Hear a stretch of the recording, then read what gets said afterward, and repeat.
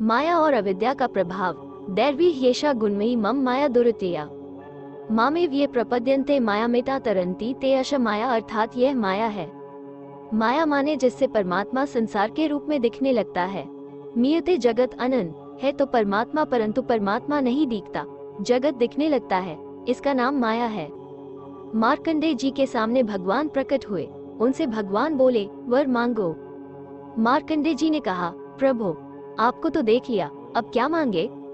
भगवान ने कहा कि कुछ तो मांगो। मार्कंडेय जी ने कहा कि अच्छा आपको देखा, आपकी माया नहीं देखी, वही दिखा दीजिए। मार्कंडेय जी पुण्यभद्रा नदी के तट पर भजन करने के लिए बैठे, देखा बादल हो रहा है, तूफान आ रहा है और समुद्र उमड़ उमड़ के आ रहा है। लो सारी सृष्टि के प्रलय होने की तैयारी लग रही है। घोर हाहाकार और घनघोर अंधकार फैला सा प्रतीत हो रहा है। फिर कुछ भी दिखता नहीं, अर्थात सब शून्य शांत है। थोड़ी देर में एक बड़का वृक्ष दिखा, महान आश्चर्य, उसके पत्ते पर एक बालक को पास से देखने की उत्कंठा हुई। पहुंच गए उसके निकट, निकट क्या पहुंचे, उसकी श्वास के साथ उसके भीतर चले गए। हजारों हजार ब्रह्मांड देख रहे हैं, हजारों हजार वर्ष बीत रहे हैं। विस्तृत पूर्व पश्चिम उत्तर दक्षिण ऊपर नीचे का दृश्य दिख रहा है। बड़ी भारी दुनिया दिख रही है। अनंत ब्रह्मा विष्णु महेश और फिरास के साथ धम से बाहर आते हुए दिखाई दे रहे हैं। वही पुण्यभद्रा का तट, हिमालय की तहलटी और बैठकर भजन कर रहे हैं। मार्कंडेय जी घड़ी भर में सृष्टि और प्रलय, कोटि कोटि कल्प, जन्म और मरण को देख लिया, परंतु यहाँ तो कुछ नहीं था। इस कुछ नहीं में बहुत कुछ देख लिया था। ये दिखाने की जो शक्ति है उसे माया कहते हैं। जहाँ कुछ नहीं वहाँ सब कुछ दिखा दे, उसका नाम है माया। नारद जी को अभिमान हुआ कि मैं काम्यजी हूँ, सात्विक अभिमान था। उन्होंने क्या देखा, एक सुंदर नगरी, एक राजा है, उसको सुंदरी राजकुमारी है, स्वयंवर हो रहा है। लड़की पर नारद जी मुग्ध हो गए। इस लड़की से तो हम ब्याह करेंगे।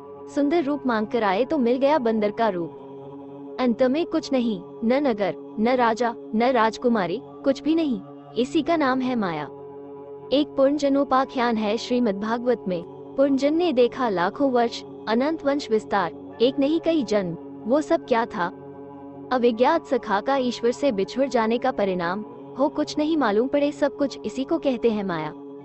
एक बार नारद जी ने कहा कि भगवान हमें माया दिखाइए। अब यात्रा आरंभ हुई, आगे आगे भगवान विष्णु पीछे पीछे, नारद जी विष्णु। भगवान ने थोड़ी देर बाद कहा मुझे प्यास लगी है। यह माया है, विष्णु को प्यास नहीं लगती, बिना प्यास के ही प्यास आ गई। नारद जी बोले अभी जल लाता हूँ। नारद जी को पास ही नदी मिल गई।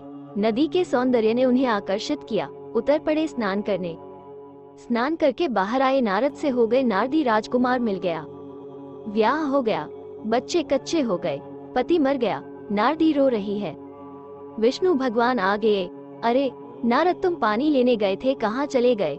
नारद को आई शर्म, कूद पड़े पानी में और नारदी से फिर नारद होकर निकले। अब देखो ना वहाँ नदी थी, ना ही ब्याह हुआ, ना ही पैदा हुए बच्चे। योग वासिष्ठ में ऐसी बहुत सी कथाएं हैं। माया का जो आश्रय होता है वो उससे मोहित नहीं होता, जो अविद्या का आश्रय होता है वो उससे मोहित हो जाता है। अविद्या जिसके मन में आती है उसको मोहित कर लेती है। जो माया दिखाने वाला माया का आश्रय है वो मोहित नहीं होता।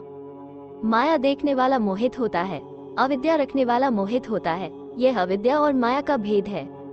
माया जबकि विद्या देती है तब मनुष्य मुक्त हो जाता है, जब माया अविद्या देती है तब मनुष्य बद्ध हो जाता है। सब ख्याल ही है, मनुष्य अपने ख्याल से, कल्पना से ही बंधा हुआ है। इससे पार जाने का उपाय क्या है। दैर्वी ह्येषा गुणमयी मम माया दुरत्यया मामेव ये प्रपद्यन्ते मायामेता तरन्ति ते। माया से मुक्त होने का उपाय भी सुनिए। एक मछुआ जाल फैलाकर समुद्र में मछलियां पकड़ रहा है। कौन सी मछली बचे जो उस मछुए के पांव पास चली जाए। वो अपना पांव जाल में तो रखेगा नहीं। सृष्टि व्यवहार के लिए भगवान ने एक माया फैला रखी है। आप उस मायापति के नजदीक पहुंच जाएं यदि बचना है तो। यही संत जनों का उपदेश है।